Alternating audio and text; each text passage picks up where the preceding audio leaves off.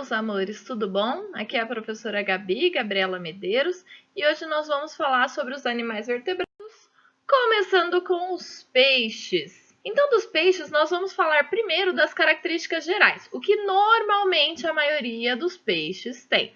Óbvio que na biologia, ainda mais quando a gente está falando de zoologia, cada um é de um jeito. A gente tem exceção para tudo.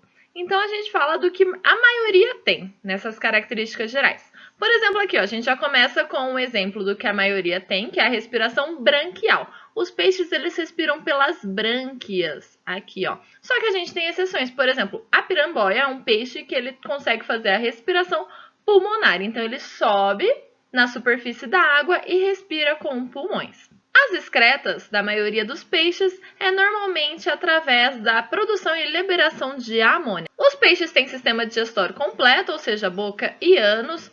E aqui uma característica bem legal, essa linha lateral. A linha lateral é essa linha aqui, que eles conseguem se localizar no ambiente, né? Eles conseguem identificar o que está acontecendo no ambiente, eles conseguem perceber se tiver algum movimento na água, é perceptível por essa linha lateral. Então, você vai tentar pegar um peixe com a mão. Você não vai conseguir, porque se você for fazer isso, você vai acabar mexendo na água, né? E esse movimento da água pode ser perceptível por esses peixes através dessa linha lateral. Eles são ectotérmicos, ou seja, eles não conseguem regular a sua temperatura corpórea. Então, a temperatura deles é variada de acordo com a temperatura no ambiente. Por exemplo, se a água tiver 25 graus Celsius, o corpo desse peixe vai estar a 25 graus Celsius. Se a água estiver a 20 graus Celsius, o corpo desse peixe vai estar a 20 graus Celsius. Eles não conseguem controlar a sua temperatura corporal. Elas têm glândulas de muco, né? Se você for pegar um peixe, você pescou um peixe, aí você vai relar nesse peixe, você percebe que ele tem uma secreção mucosa nesse peixe aqui. Essa secreção mucosa, ela permite que esse peixe tenha uma melhoria no nado aqui, né? Então, a água vai passar por esse peixe através do muco e vai deslizar mais fácil pelo ambiente. Isso permite um nado melhor. Outra característica que a gente fala dos vertebrados é a circulação e como que são os corações desses animais, né? Prestem atenção nessas diferenças de como que é o coração e a circulação dos diferentes vertebrados. Nos peixes, então, a circulação é fechada. Isso quer dizer que o sangue passa o tempo todo dentro de vasos sanguíneos. E essa circulação é simples, ela vai passar no coração só uma vez. Aqui é um exemplozinho da circulação dos peixes. Os peixes têm as duas cavidades aqui do coração, que é um átrio e um ventrículo. O átrio é onde um venoso cheio de CO2 vai chegar, e aí o ventrículo vai bombear esse sangue para passar aqui das brânquias, né, para ter a oxigenação. Teve a oxigenação, sangue oxigenado, fica sangue arterial. Aí o sangue arterial vai circular por todo o corpo do peixe. E depois das trocas gasosas com as células do corpo do peixe, então troca, o oxigênio vai ser enviado para dentro das células e o CO2 vai ser devolvido, né? Então, aqui um sangue rico em CO2 volta para o coração. Agora, nós vamos falar dos grupos dos peixes. Os peixes, eles são divididos em 3 grupos. O grupo dos agnatos, dos condrictes e dos osteíctes. O grupo dos agnatos, a gente considera ele o grupo mais primitivo dos peixes. Como exemplo, nós temos as lampreias e as feiticeiras. Eles são aquáticos. Imagina você estar nadando lá toda paz no seu coração e aí, de repente, você encontra com um animal desse. É um mini ataque cardíaco que a gente tem, mas esses animais, eles são os peixes. Nós temos aqui as lampreias, um exemplo de lampreia, e aqui o exemplo da feiticeira. Eles não têm mandíbulas. Característica principal desse grupo dos agnatos é que eles não têm mandíbula. Eles têm essa boca circular sugadora. Eles são cordados com o esqueleto cartilaginoso, o esqueleto deles não é ósseo. Eles não têm escamas e eles não têm nadadeiras laterais. Eles têm apenas essas nadadeiras aqui medianas, que ficam nessa região mais próximo do finalzinho do corpo deles.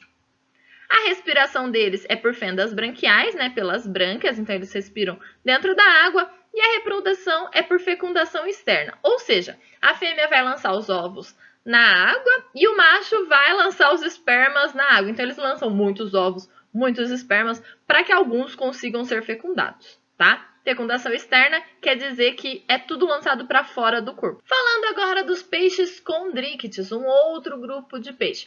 Exemplos de peixes condríctes, nós temos os tubarões, as raias ou arraias, não tem problema, pode ser sem o A aqui ou com o A aqui, e as quimeras. Qual que é a característica principal desses peixes condríctes? É que eles têm esqueleto cartilaginoso. Ó, um jeitinho de lembrar aqui é que é com C e com C, então os condríctes cartilaginosos. Mais uma característica é que a partir de agora, os condríctes e os osteíctes, que são os grupos de peixes, todos eles têm mandíbula móvel e maxila fixa. Olha aqui, a gente consegue perceber nesse exemplo aqui a mandíbula móvel. Lembrando que mandíbula é a parte de baixo da boca e a maxila é a parte de cima, tudo bem? Todos eles têm a partir de aqui, e isso faz com que eles sejam predadores melhores, né? Dá para imaginar aqui por essa ilustração que a tia trouxe para vocês. A boca deles, né, dos condríctes, é cheia de dentes. Esses dentes, eles são feitos de escamas modificadas. Eles são tão bons predadores que eles podem ter a substituição desses dentes quando eles caírem. Então, o tempo todo um tubarão pode ficar tendo trocas desses dentes. A gente não, né? A gente tem o dente de leite, caiu, você vai ter um dente permanente e você tem que cuidar muito bem desse dente permanente, diferente dos condríctes. Reprodução, eles são dioicos. O que isso quer dizer? Que normalmente, então, a gente tem um macho e uma fêmea. Tubarão macho, tubarão fêmea. Arraia macho, arraia fêmea, assim por diante. E a fecundação é interna. Então, os óvulos e os espermatozoides são fecundados dentro do corpo da fêmea, normalmente.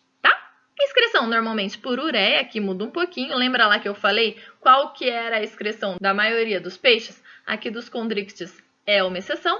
Sistema neurosensorial, eles têm um sistema nervoso muito desenvolvido. Os tubarões têm, além de tudo, essa ampola de Lorenzini. O que são essas ampolas de Lorenzini?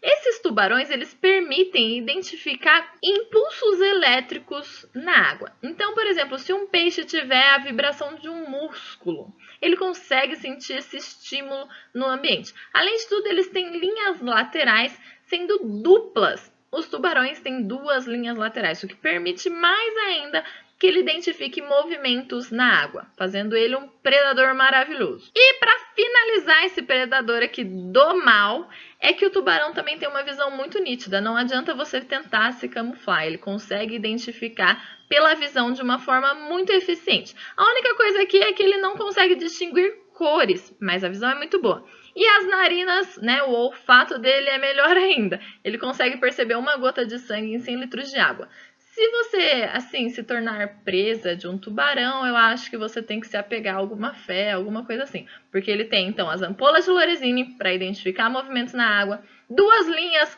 laterais para identificar os movimentos na água, visão boa e o olfato muito bom. Peixes osteíctes. Como exemplo, nós temos peixes, né, gerais, por exemplo, os peixes que aparecem no filme Procurando Dory. Nós temos os cavalos marinhos, que sim, são peixes osteíctes, e nós temos as enguias. A principal característica desses peixes osteíctes é que eles têm esqueleto ósseo, olha aqui, é uma forma de lembrar, ósseo osteícte, tudo bem? Eles têm boca anterior com dentes e maxila. Eles têm respiração branquial, só que aqui as brânquias, ela é coberta por uma estrutura que a gente chama de opérculo. Tá vendo aqui essa estrutura aqui, ó? Embaixo dessa estrutura que se locomove um pouquinho, aqui, ó, tem as brânquias ali embaixo. Essa estrutura, dependendo da variação, né, de abertura dessa estrutura, permite uma maior circulação de água e uma maior eficiência das trocas gasosas. Além disso, esses peixes têm bexiga natatória, que é uma bolsa de gás aqui dentro desse peixe, que quando fica mais cheia de gás, eles conseguem flutuar mais. Quando fica menos cheia de gás, eles afundam mais. Eles conseguem, então, regular essa flutuabilidade. E isso evita com que eles fiquem o tempo todo gastando energia para evitar que eles fiquem no fundo dos rios, dos mares, da onde ele estiver vivendo. Por quê? Porque eles são peixes ósseos, né? O esqueleto dele é osso. Então é um esqueleto mais pesado, né? Uma massa maior. E essa massa maior faria com que ele afundasse. Para ele não ficar afundando o tempo todo, tem essa bexiga natatória. Reprodução é fecundação externa, então as fêmeas e os machos lançam óvulos e espermatozoides na água e eles torcem para que o óvulo e o espermatozoide se fecundem, então fecundação fora do corpo, e a excreção mais comum é a amônia. Reprodução dos peixes, eu trouxe aqui imagens maravilhosas do cavalo marinho, que é o cavalo marinho macho, que tem os filhotes, aqui de peixe, né, nascendo bem bonitinho, e aqui o nascimento de uma arraia bem bonitinha também. Reprodução Normalmente os peixes são dioicos, então são sexos separados. Eu tenho cavalo marinho macho, cavalo marinha fêmea, arraia macho, arraia fêmea, peixe macho, peixe fêmea.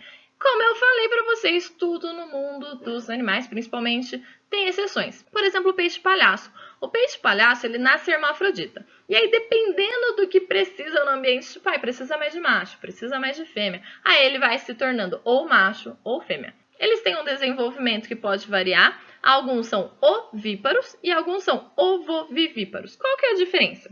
Os ovíparos nasce um ovo. Tá vendo aqui um ovo? Então, o ovo é colocado fora do corpo da mãe e esse ovo, depois que tem o desenvolvimento do embrião, ele eclode e nasce esse peixe aqui. Então, esses aqui são ovíparos. Já os ovovivíparos, você tem o desenvolvimento do embrião inteiro ocorrendo dentro do corpo da mãe ou do pai desse filhote, né? Do pai no caso do cavalo marinho, da mãe aqui no caso da arraia. Tá vendo que já nasceu o filhote aqui todo formado, todo bonitinho? Ele não nasceu a partir de um ovo? Quando nasce dessa forma, com o desenvolvimento inteiro dentro do corpo da mãe ou do pai, eles são chamados de ovovivíparos. E os peixes, nós temos alguns exemplos de peixes antigos. Antigamente, né, a gente tinha o oceano com muitos animais muito grandes, e nós temos dois tipos de peixes que são peixes fósseis, primitivos. Os ostracodemos, que são peixes primitivos parecidos com aqueles agnatos que a gente falou anteriormente, né, o grupo dos agnatos, que eles não tinham a maxila, né, eles eram filtradores e eles tinham essa armadura óssea na cabeça. Ou os placodermos eles tinham a maxila, né, então eles eram predadores, eles tinham nadadeiras pares e eles tinham órgãos sensoriais mais evoluídos. Tudo bem? Aqui é só um exemplo de como que aconteciam os grupos de peixes mais primitivos. Tá bom, meus amores? Era isso que eu queria falar para vocês sobre os peixes. Eu espero que vocês estejam bem, se cuidem e até mais!